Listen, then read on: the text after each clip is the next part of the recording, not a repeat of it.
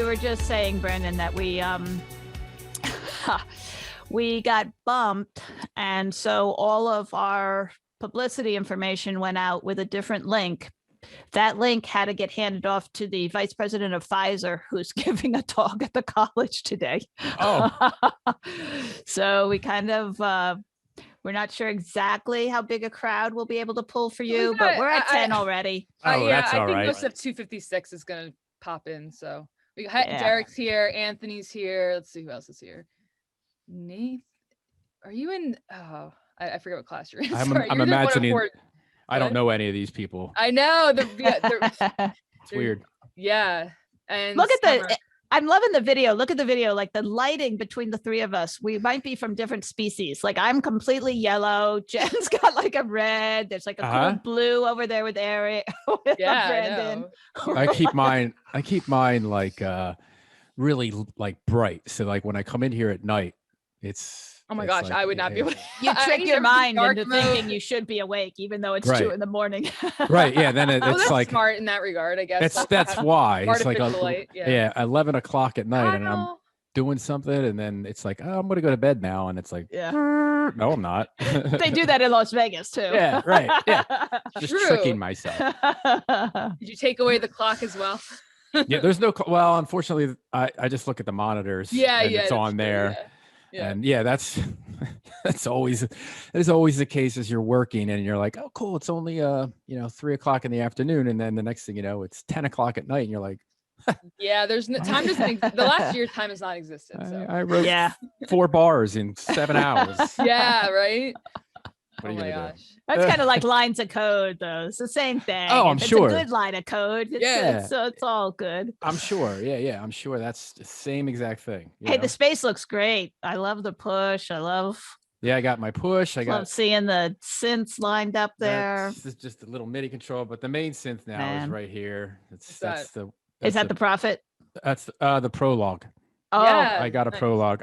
That was my second choice, the Prophet, but then as I was looking for instruments that or synthesizers that I wanted to use for writing like the kind of music I wanted to write. Of course, the Prophet is, from the 80s. The Prophet 6 I was looking at, but I have the Rev 6, I think. You have the Rev 6? Yeah. Okay. Yeah. This Prologue really had some really like right out of the box. Like the first patch is like, it's called, I think it's called, wait, I can tell you.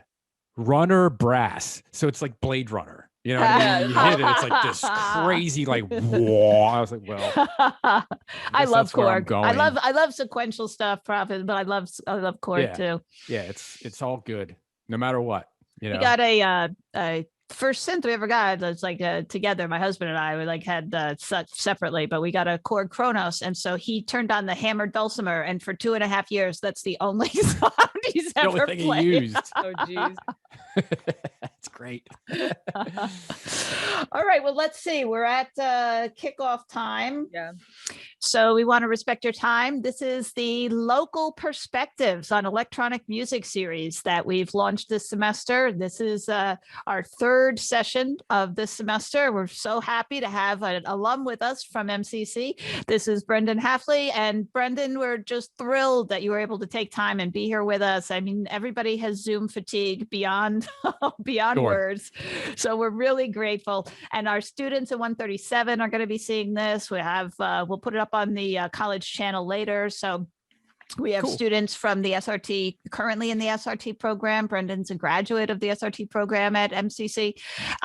So we're going to talk to him about a whole range of things. So keep some questions in your mind. We're going to talk about composing, playing live, kind of setting up a studio, all things that are so fun and so interesting and sometimes so scary for people. Was there anything for you, Brendan, that like kind of made it a hard step to get into composing and writing and performing, or did it feel pretty natural for you? It's always felt pretty natural. But when you start to like incorporate all of this into it, then it does get a little intimidating. Because I come from a background of playing drums, like even high school. I taught drumline for years. Oh wow. And then I got out of that, and I I was like, I guess it was in like mid-20s, and it's just like, I want to join a band, so you did that. I did that, and I technically still do have ties with that, but I actually got rid of my drums. I remember that. You know, I put them. I just actually I put them up. Well, you like talked about it. Yeah, I talked about it, and then I put them up, and I didn't sell them, and then like I don't know, it was maybe like 2 months ago, someone contacted me from a listing that I had up, and I don't even think I ever took it down and said, "Are they still available?" And I was like, you know what, I want a new synthesizer, so yeah, they're still available. So I just sold them, and and you know, and so I've always been in a performing aspect with that band. We would play in the Philadelphia tri-state area, just like a punk kind of band, and we went out and did our thing. And so the performing part of it, I don't want to say it comes naturally, but it's just that it's been there for a long time. I don't really get too concerned about it. I just block everybody out. But incorporating like Ableton into performing, as you guys know, I took like a whole course on that, a couple month course from an artist out in Los Angeles. Her name's Laura Escade, and she gave a wealth of materials that, you know, for a little while I was like, what am I going to do with this? But over the past year, I've gone back in, and just because I have access to it forever, and there's a lot that she gave out that helped me with some of the performances that I've done,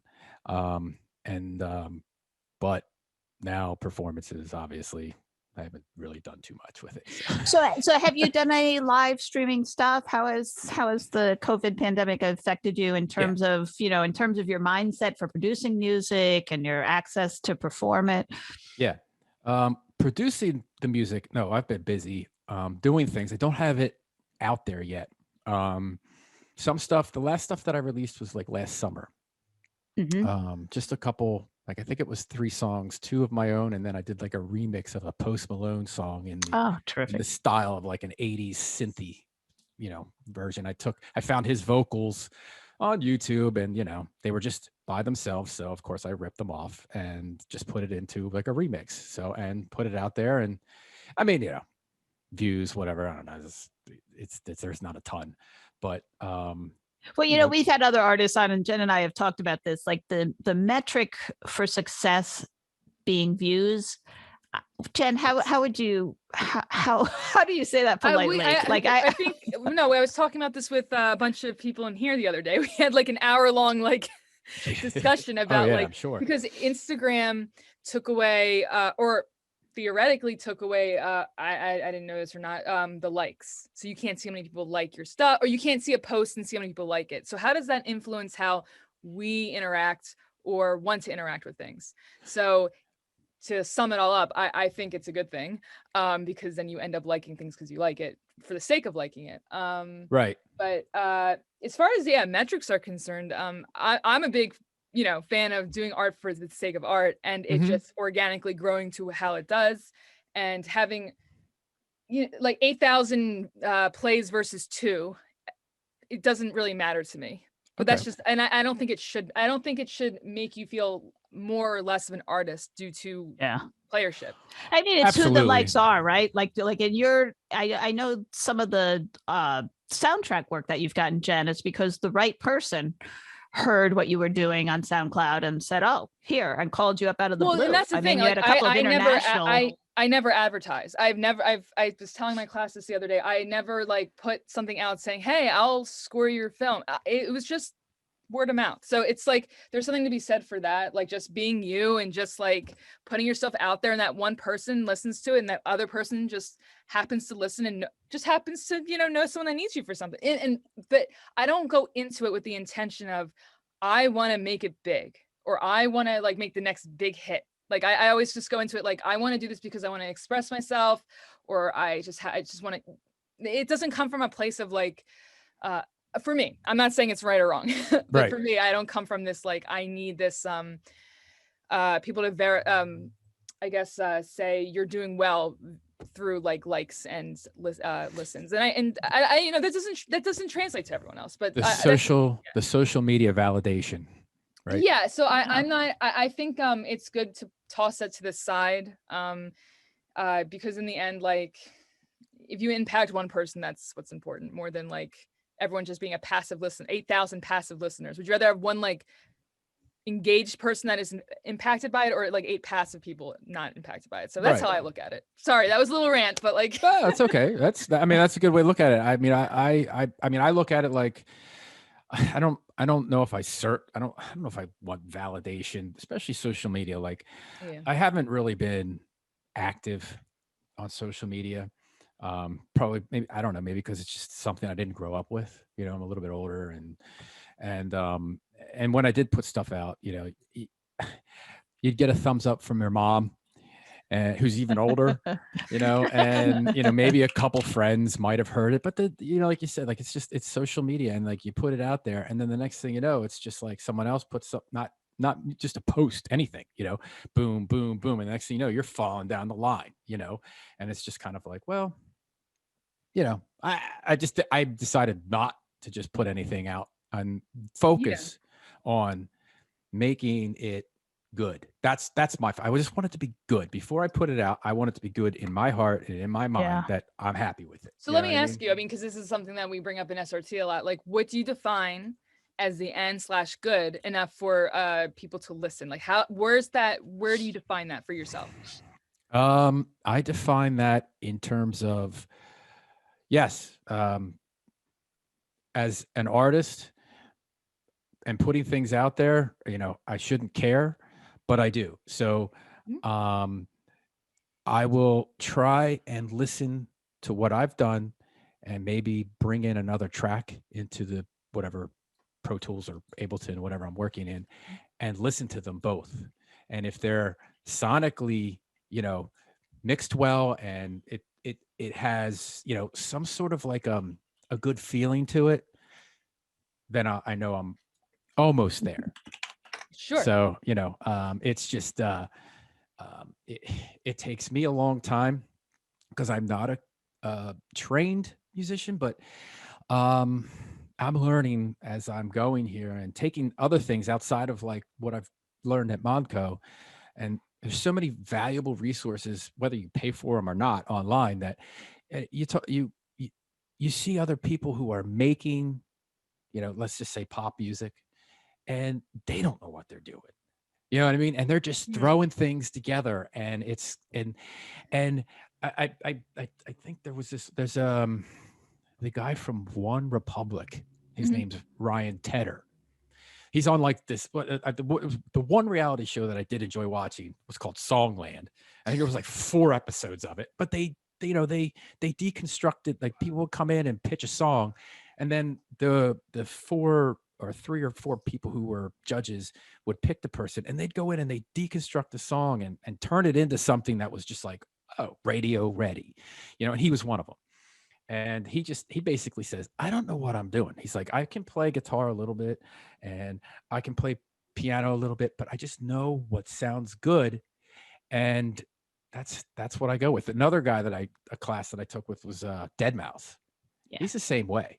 Was that a master class? That was a great one. Yeah.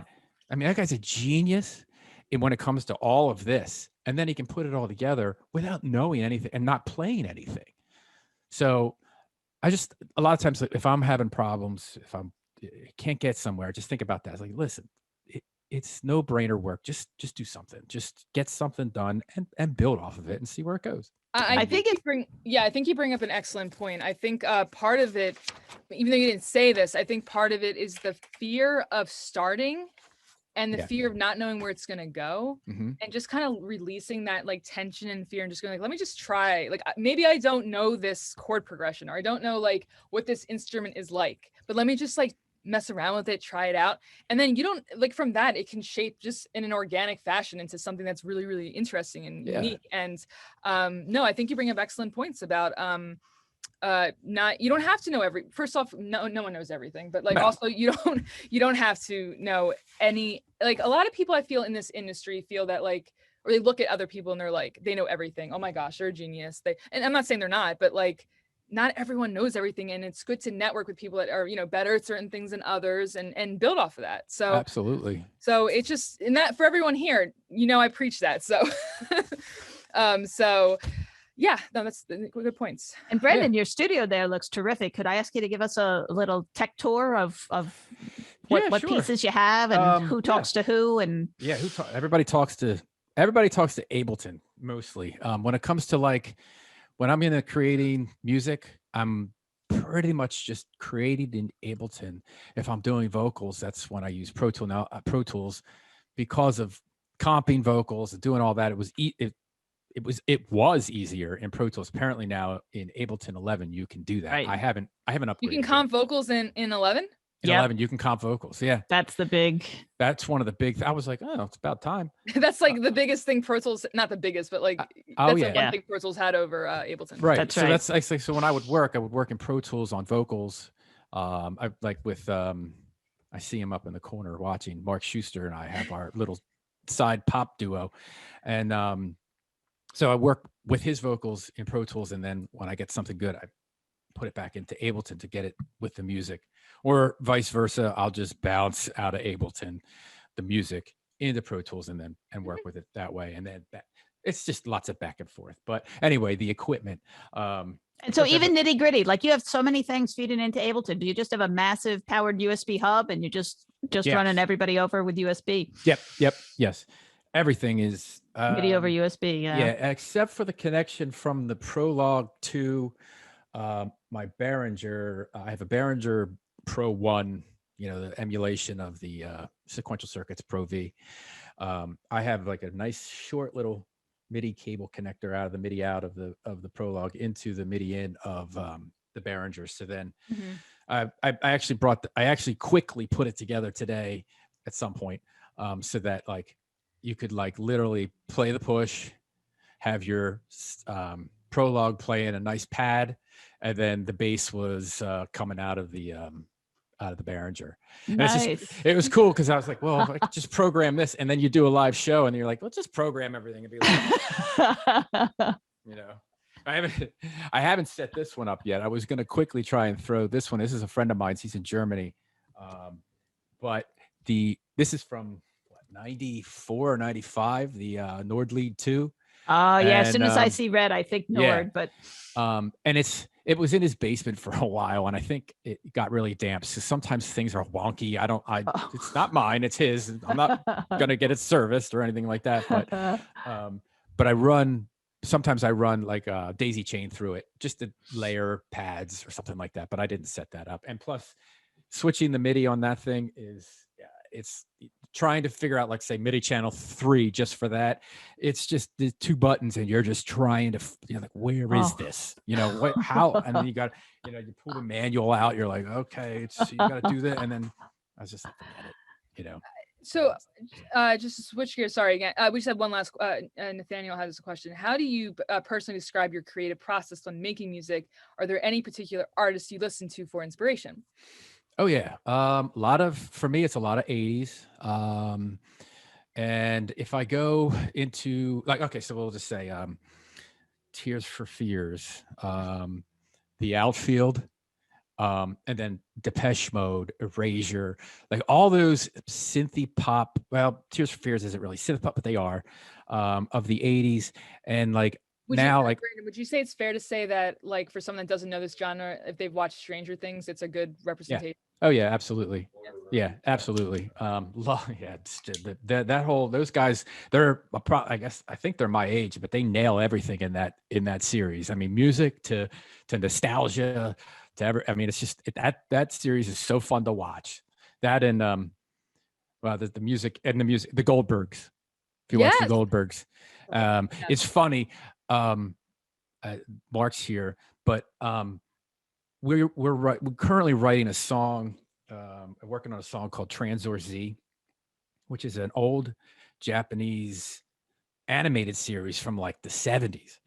And the other day I'm watching the Goldbergs, and would you know it, the kid walks into his room and there's the doll of Transor Z in the corner. And I was like, oh my God. Like everything's connected in this weird way. We got to get this song done. It needs to go to the Goldbergs. It's crazy. I love it. Yeah. So those are my info. Like now I like the bands. Obviously I mentioned Dead Mouse. And then like deep house music has a good influence. The dark, deep house, minimal stuff. Because Martin Gore from Depeche Mode does his own thing on the side of Depeche Mode that I really like. And then bands like pop bands like Churches, love Churches. I was going to say, Future Islands, those types of bands. Because Future Islands, the keyboardist and the guy who writes all the cool synth stuff is, I'm pretty sure this is the guy, but he's like me. He's an old metalhead. I mean, going back in high school for me, I mean, obviously, like I mentioned, the 80s stuff, but I was also a big glam metal, heavy metal Cinderella? freak. I just rewrote a Cinderella song Fun in fact, all my synth. fun fact, my dad's band opened for Cinderella. Nice. I love it. Yeah. I love it. Yeah. I mean, I have it's not getting, it's funny. I can show you but I'm trying to take some of that music and turn it into like synth-based music. Cool. So the project is tentatively called Syntherella. Dig it. Right. Nice. So, and the first song was, I think it's Somebody Save Me. Nice. And I haven't, like I said, there's so many things sitting on this computer. Who the heck knows where everything's going. Yeah, sure. But so you would say like, so like that era or genre of music is what kind of influences you. But what about like the creative process? Oh, sure. How do you start with that? I guess start with that. And we could, I guess, maybe go into more of the technical aspects. Sure. Yeah. I generally start out with like a chord progression. What do I want to write in? What am I feeling? I never know. It's just one of those things, like you start out with a chord progression and then I'll go like what the tool that I use is it Unison MIDI? Is that what it is? The Unison MIDI bundle? Yeah, Unison MIDI bundle. And basically they've already pre-written chords in MIDI. So I'll go put like each chord progression or each chord like on my push. So C, if it's C major, C, D, E, F, G, A, B, and then I'll put the click on just to hear it, and I'll play progressions, 1, 6, 5, 4, 1, 4, whatever, something that comes up, and I'll build it on an 8-bar loop.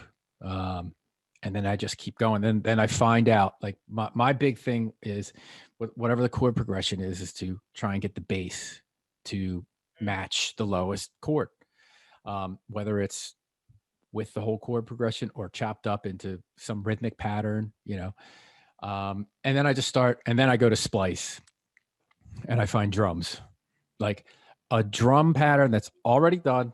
It's already been like, Splice is like amazing for that. If you don't have a membership there, I think it's like $8 a month, go there. There's 500,000 samples of just stuff. And it's just such a creative burst, there's so much inspiration there. And it doesn't mean that you have to use it. But like, I'll go get drums just to get a feel for what I'm trying to do. And then things just start to evolve. The whole 80s, even 90s, whatever. If you have a song in mind that you want to reference, put it into your DAW. Get the tempo, find out, all the information, the key. You don't need to use it, and then go into your DAW and mark. Here's the intro. Okay, this is the verse. Oh, here's a pre-chorus. Here's a chorus, and map out some sort of arrangement, so that you can start to build a song, like the structure of a song. You don't need to keep it that way, but you'll be amazed at how many songs you'll start to write when you have a little bit of a blueprint to get working. And then from there, it just goes. Absolutely. And then the hardest part for me is melodies. That's really interesting, because a lot of people, at least I've noticed in SRT, melodies are like, or vocals are just locked in, and then rhythmic stuff, it's like we're all like, where are we? As everyone here knows, we've been going through this semester. Yeah. But yeah, no, it's like an either or type thing. Yeah. It's hard because I get real tough on myself, I guess, when it comes to writing a melody, because you know, obviously not everything's going to be pleasurable for everyone's ears. You know, I would love it, but even all your artists, not everything is great. So, but one of my key things when I'm writing melodies is to not copy anything that, like if your bass goes, you know, your bass notes go A, C, E, whatever, D, something like that. 1, 3, what is that? 5, 4, you know, make sure I just try to make sure that my melody, my vocal melody does not emulate anything on the bass, because the bass is following the chorus in most cases. If you follow your vocal melody with the bass in the chorus, it's all going to be like, blah, blah, blah. It's all going to sound the same. So when I'm writing a melody, I make sure I'm over top or, you know, within the chord progression, a different note. Obviously, if you're singing a few notes within the chord progression, you might hit that note, but just make sure that I just try to make sure that I'm not emulating the note on every chord, so that, and every bass note, so that it sounds the same. You know, there's got to be a sonic difference. And like we always have talked about in a lot of the production classes, finding your pocket, you know.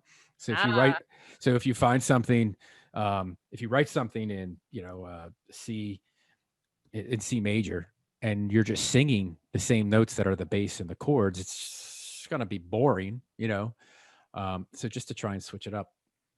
That's what And make it your own. So make it your own, you know. And then obviously, like, you have a song, if you have a song that you're referencing, you turn that off.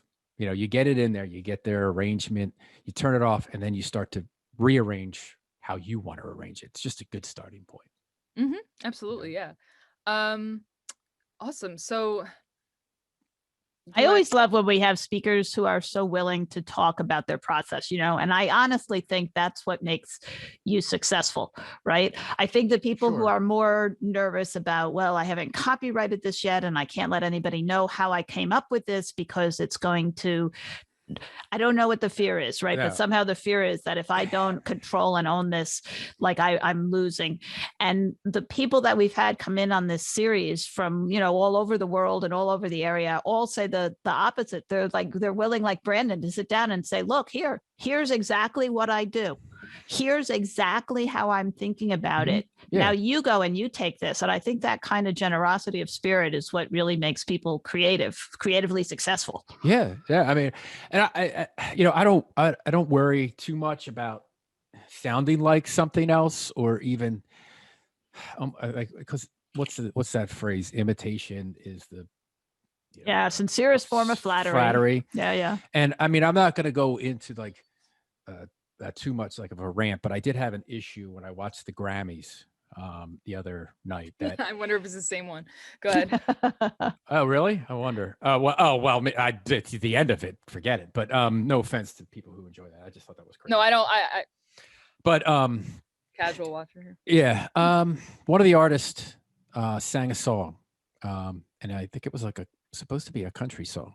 It had a great meaning, you know, especially in these times. You know, it just, the words, how she expressed it. It was a blatant copy of another song. Like I stopped what I was doing. I was like, oh my God, that's another song. So I muted the TV and I just kept going in my head. And I went and I found the other song and I compared them side by side because it was bothering me so much. And I have a friend who is very successful in the music industry. And I sent it to him. I go, and we do this all the time.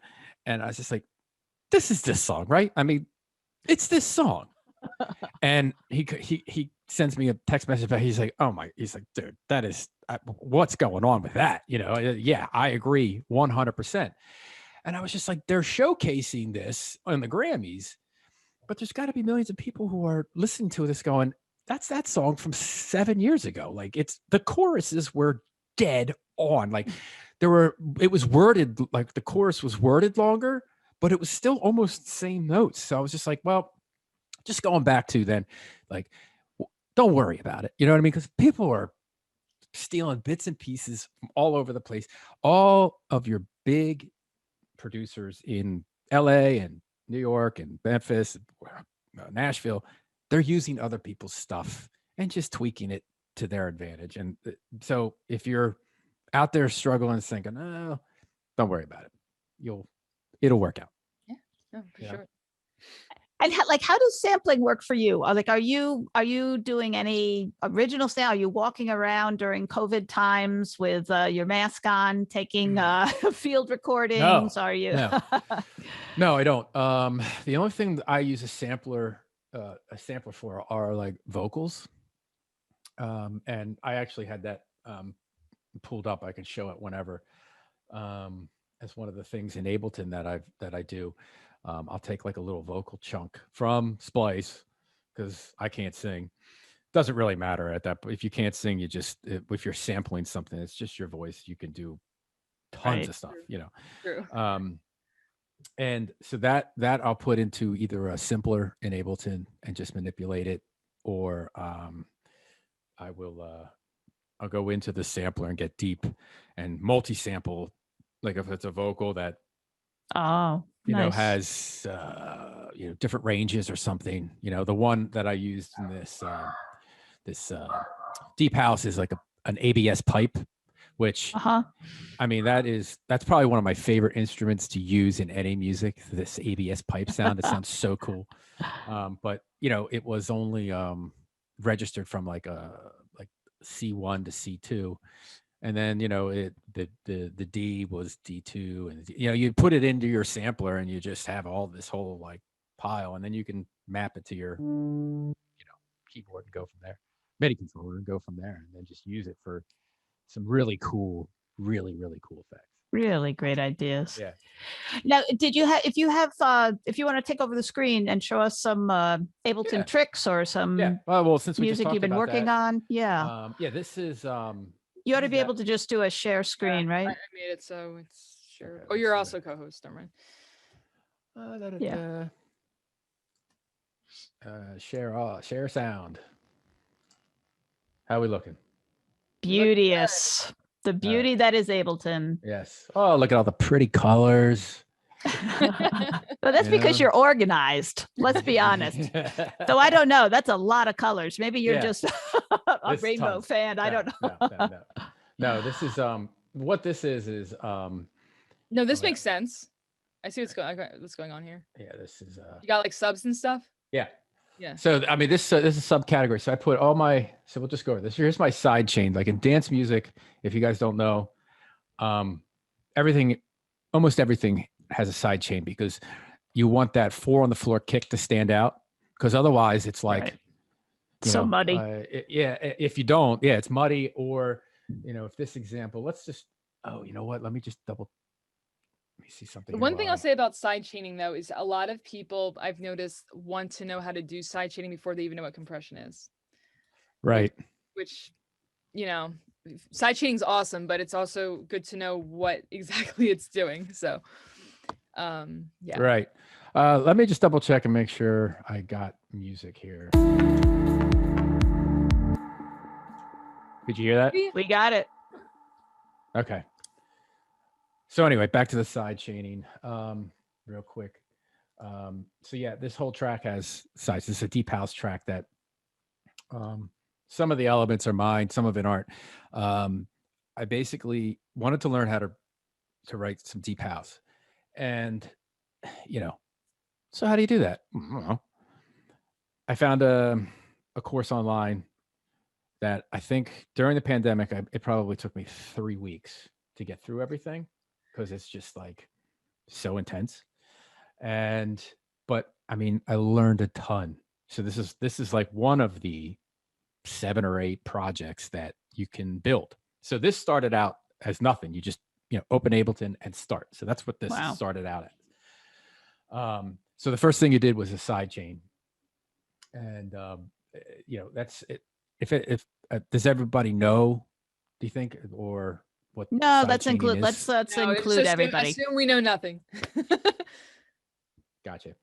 So basically, what this does is it creates in dance music you have 4 on the floor kicks. So you have there we go. I got to move this because it's in my way. So here is Dance Music Central, right? That's everything. So if you go here, if you can hear that pulse, the side chain then is controlling that pulse. So if I turn that off, it turns into churchy kind of music. So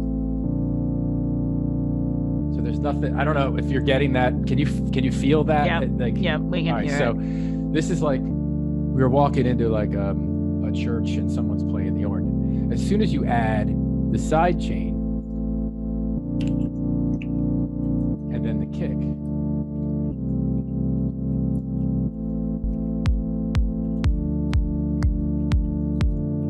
it creates this feel of you want to get in on the dance floor. You know what it is? The club, you're hanging out. So in all of the music that's present on a lot of these tracks. So here. I said I was going to go down to that one sampler. Sorry, let me do that. So here's a sampler, a sample of the simpler.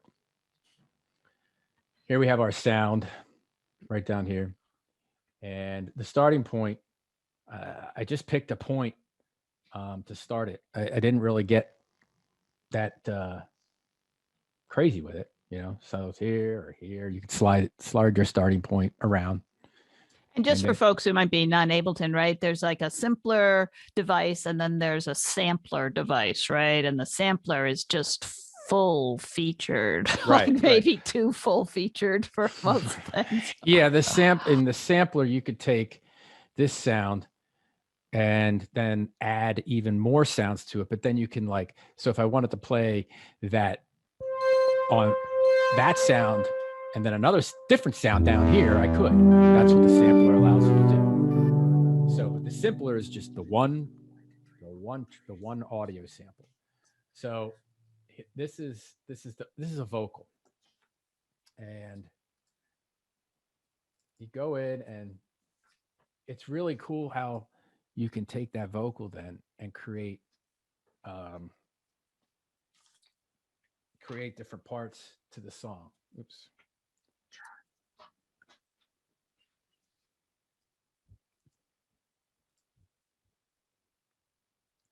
That's what I was trying to do. Loop it. So here's an example of this vocal.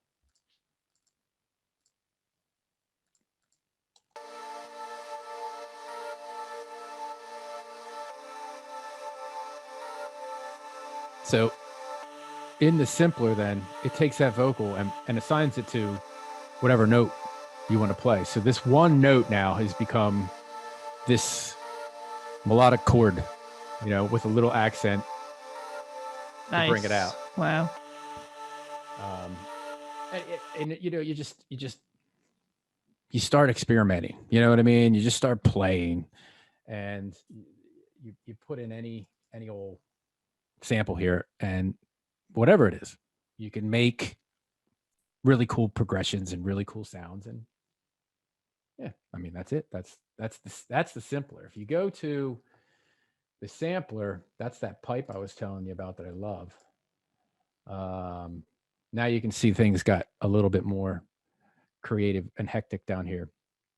This is all your samples. So this that vocal sample that I just played technically would just be that was the vocal sample in the simpler, even though this is a pipe, but the sampler allows you to layer more samples so that you can, assign them differently to your keyboard. So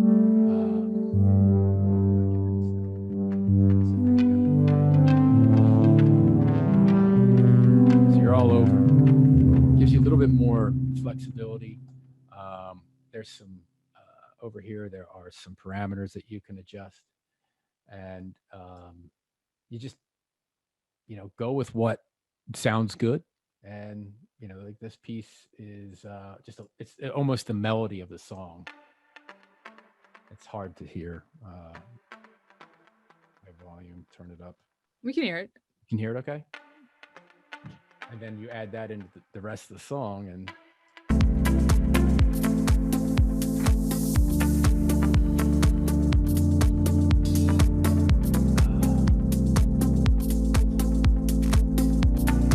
this part I'll show you here. It stops.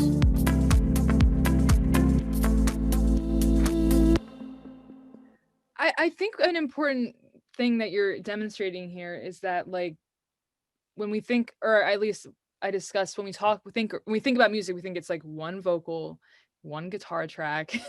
But Right. like here is a great example of just like how one sound can totally just alter how everything sounds, for Right. lack of a better way of saying it. Sure. And just like the concept of layering just really lends itself to more expression and Layer, stuff. layer. Yes. I mean, when you layer stuff, I mean, I know all what of Summer's these- in here. She knows what I'm talking about. Okay.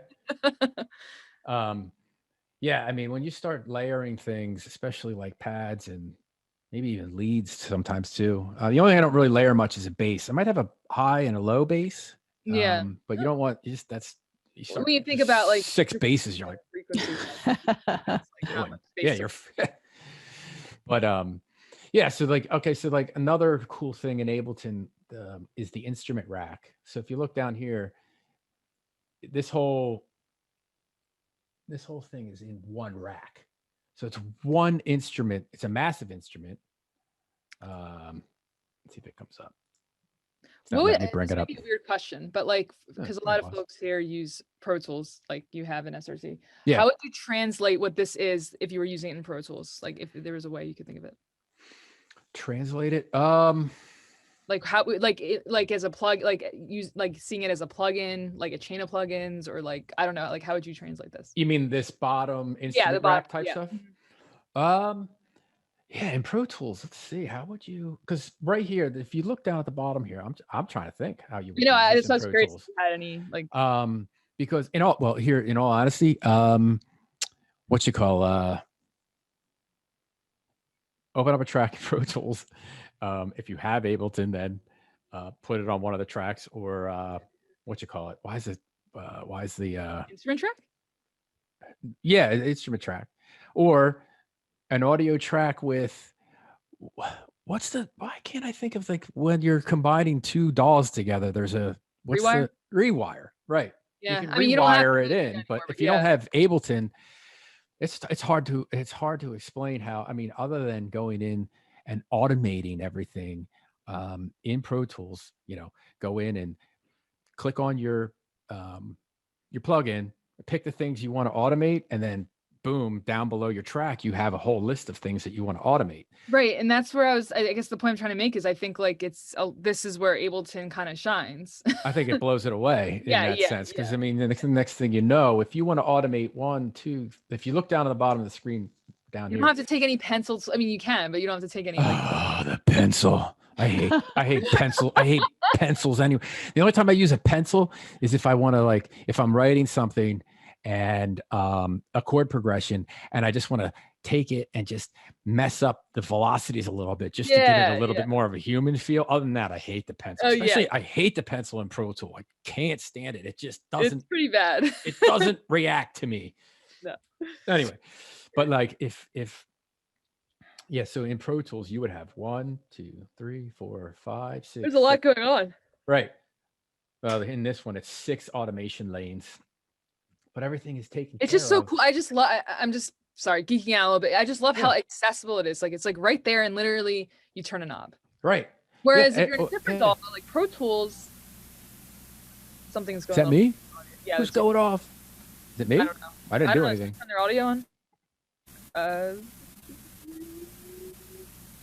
That might be no. Hi Maurice. I'm gonna have to mute you for a second though. Oh, there we go. We found the culprit. Yeah. Hi, Maurice. Sorry, I had to mute you. No, what I was saying was that what was I gonna say? Just the accessibility of just being able to turn a knob and not go, okay, let me go in here. Yeah. Pick the parameter. I want to be able to automate. Okay, let me go in the, find here, automate that. It's just, it's very nice that it's just visually accessible. Yeah. And that translates also for, obviously production, but it also translates even more so for live performance. Yeah. Oh. No, You no. know? I'm not gonna even. There's Yeah, I mean, yeah, that's a whole like that's another talk, Yeah, because right, it's that just could be a the whole nother- stuff that I think Kendall was asking me in an email if I used any Max devices or anything like that, which I haven't, but I did dabble with one. I think it was CliffX Pro, and it allowed me to write scripts to in a live performance, basically to change the massive instruments so that while I would be playing the chorus on one instrument, it would automatically change it to the verse so then I could play the verse on a different, an instrument. So that's outside of this standard Ableton suite, and it's just, yeah, it's crazy. That stuff's nuts. But yeah, the instrument rack itself, having that here, you have all these parameters right here that you control, and then you can control it within Massive, so that the dry wet chorus, the dry wet reverb is being controlled or actually it's the filter cutoff is being controlled in Massive. So let's see if it works, if you can see anything. I like Massive. I think it's so fun. It's my favorite. I haven't gotten the new one. I just was like, I know this one. I know how to operate. I know where everything is routed. So whatever. Yeah. But yeah, so you can see like this. Here, I'll get that out of here.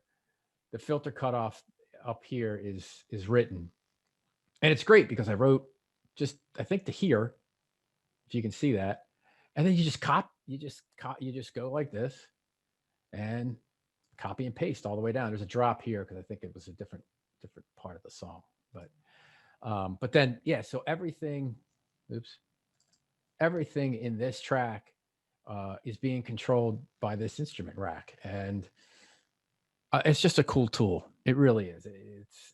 It's awesome to go in and map everything. You just hit your map and you select this attack, and you can assign it then this attack to this macro.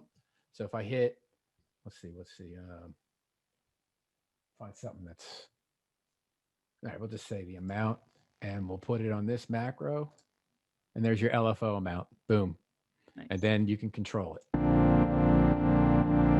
Let's see what's up.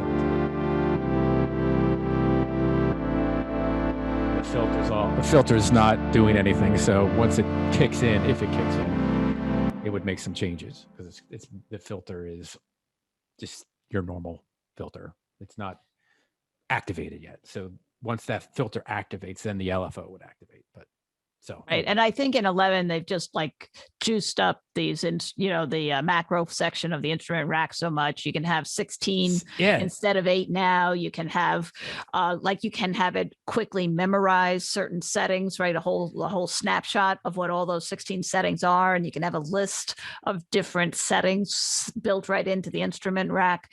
And the thing that's cool, right? This is so easy, point and click. The thing that Max gives you is if you wanted to, you can have multiple, as you're saying, right? You can map multiple knobs, multiple parameters to each of those knobs. But with Max, you could say, oh, you know what? I don't want it to linearly vary between these 2 points. I want it to be kind of this, exponential curve, or I want it to kind of in a nonlinear way move between these two. So you can really open up, and Ableton includes Max.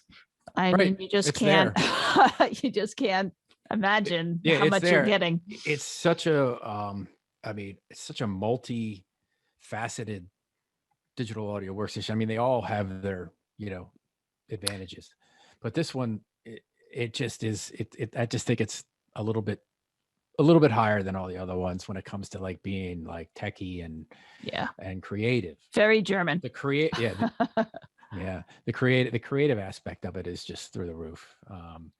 And that's why I got into it, because I just felt that it gave me the best option to do, because I worked in Pro Tools since 2003, and I can remember just being horrified by what it was. I mean, we had access to it because of the band that my friends were in, and we were doing stuff on ADAT And just, it was like, I was just like, you know what?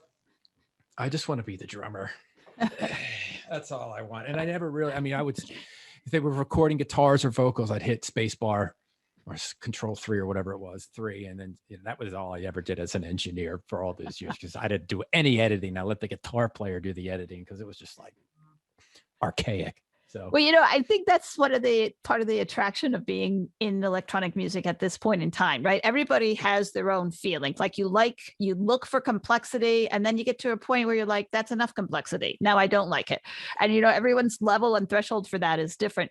But at this point in time, I mean, there are such a range of DAWs, and there are so many interfaces and so many options for you to find a comfort point and be able to produce really fascinating, interesting, personal music. It's a really exciting time, and it's just brilliant to see like how completely you've mastered this tool, because I remember you working on this. I remember you like not knowing all of this about Ableton, and you've made the journey, right? Yeah. That's well, it's like, I feel like the journey is still at the beginning, because it just seems like it never ends. Sometimes I'm like, oh my God, what the heck? Like even Save. the new Pro Tools that came out, like now there's all these like folders and stuff, and I'm like, there's always something new to learn, even if it's version, not new version. And that's the cool thing about this stuff, is that like there's always something new to learn and explore. So yeah, I mean, it's just nonstop. And I can't say that I feel like I'm an expert, but I do know my way around both those pretty well. Oh yeah. And I mean, in my setup, I mean, I just have a newer Mac Mini and a 6-channel audio interface. So, when you get into like the mix room, then it's just, then you're, well, how do you route all of this correctly? You know what I mean?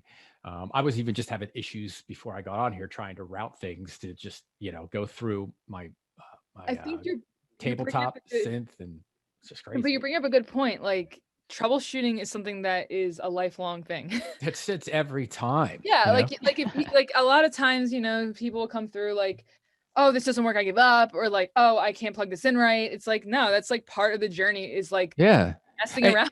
And it's a variety. It's just like this variety of different things. Like also before I was here, I was trying to figure out how to I already know how to solo 2 tracks in Ableton. You know what I mean? It's just the command key and you click, but it wasn't doing it. I was like, what is going on? And it was 15 minutes. I was like, let me go downstairs, get some more coffee, whatever, blah, blah, blah. I want to be able, if I want to play these 2 tracks later, what's going on? Well, it's because my solar keyboard was stuck underneath my thing, so it wasn't getting the troubleshooting.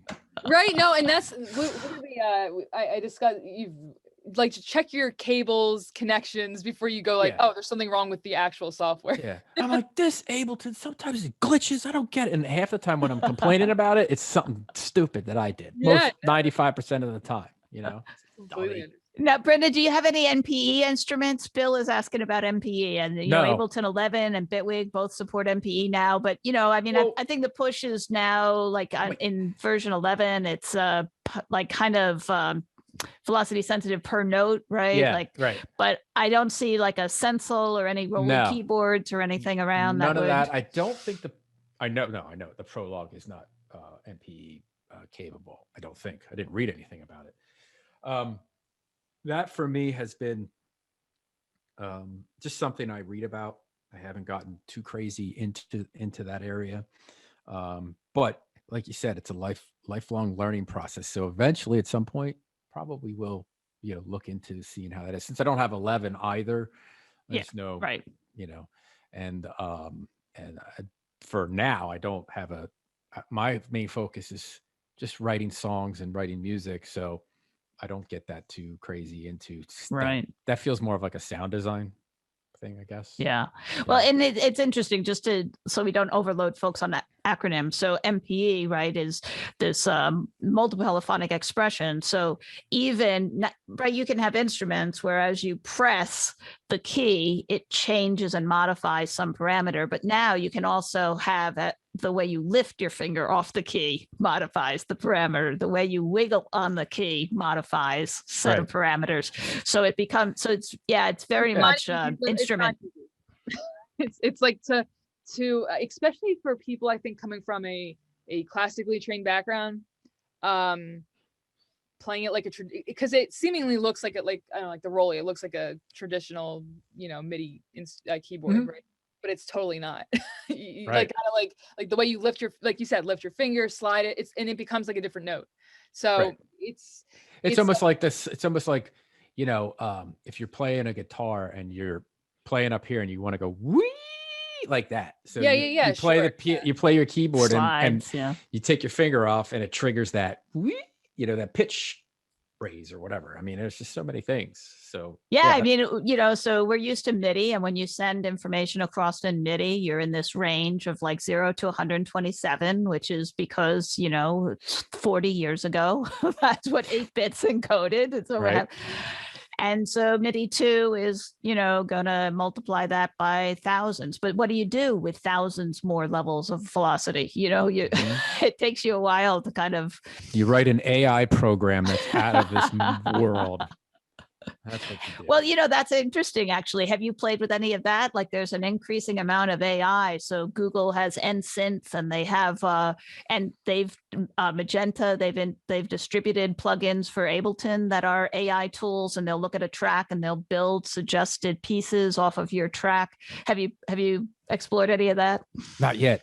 That's the lifelong journey. You know what I mean? It's just still anything super. For me, super technical. Like I give everyone that is in computer programming, in those classes, all the credit in the world, because I took one. I guess it was one of the first one, programming for everyone, and I got it to a certain point, and then I was like, oh man, I don't know. Stopped having fun, huh? If then what? If then who? Wait, what am I? How is? Oh, there's 30,000 different. I'm like, no, forget it. So that was just. So that part of my mind doesn't always grasp concepts. It takes a while. It's hard enough grasping chord progressions. And exactly. Okay. There's nothing wrong with that. Like, it's okay. Like, and for what you're doing, like, I mean. Well, that's what makes it. That's why it's fun to do music in teams. To do music together, right? Exactly. Right. Have you done that? Have you done any online collaboration during this period, or are you pretty independent? Other than with Mark, I haven't done anything else. I worked with I collaborated with someone out in California from the class I took with Laura Escade, and we have some stuff. We have some pieces of music, but it kind of got pushed aside because there's all this other stuff that I was working on. Yeah. And that might bring that back into the fold at some point. He was modular. And he sent some modular stuff. Yeah. That's a whole nother universe. Yeah. He sent me some modular stuff and some guitar parts. And I put it together with my stuff, and it's there. There's so much. I mean, even though with the music and the the pandemic and all the other outside influence, it's just like I wish I didn't have to sleep. Yeah. That's how you should be living, right? That's how we all should be living. Yeah. Like, sleep is cheating us out of the fun we're having when we're awake. Right. Instead of make me go to sleep because I can't take this anymore. Right. And then I can't sleep. And it's like, why am I even trying? So is there anything you want to, like, because we're running, close to the end here. Did you want to, like, play through anything, or did anyone have any last questions, or like however you want to wrap it up? I don't. This is just like they said. This is a song. I mean, we don't have to listen to it. It was just I don't know. Examples. I mean, I can. I just for the sake of hold on a second here. Just for the sake of my frantic setting up of the MIDI earlier, this is just a little background of, and then I'll do this. So performing wise, so here's I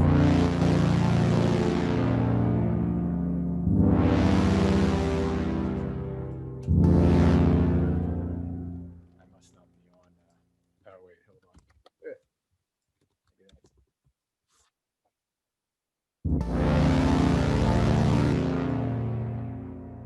See, troubleshooting.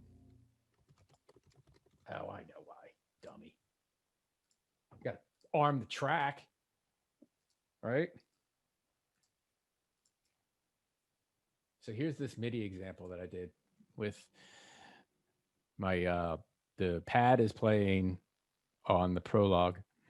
The bass notes are playing on the Pro, and I'll just noodle over here. We'll see.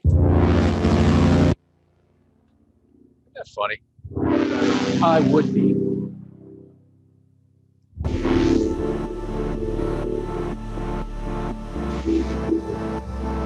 Well, that's what it. That's what it's supposed to be about.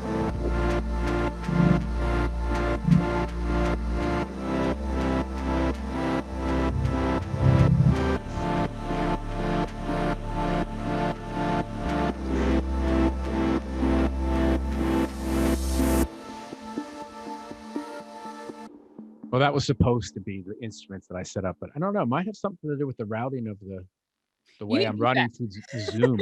What's that? Yeah. Loopback. Have you heard of that? Have I heard of that? I think I have, but I don't know exactly what that is. It's so that like essentially you can. It's almost like oh, you behind the did hood send signal. that to me. Yeah, I think it has something to do with sending this through Zoom or something. Yeah, it works really Right. well. Whatever. So sorry. Not to say no, it wasn't. No, it's fine. I'm just saying like it's an option in the future. Like it's something definitely look into. Oh yeah. No, if anything, it was working earlier where the synth was playing that pad you heard, the bass was being played through the my tabletop Pro V, and then I was just gonna noodle on, which you can hear that.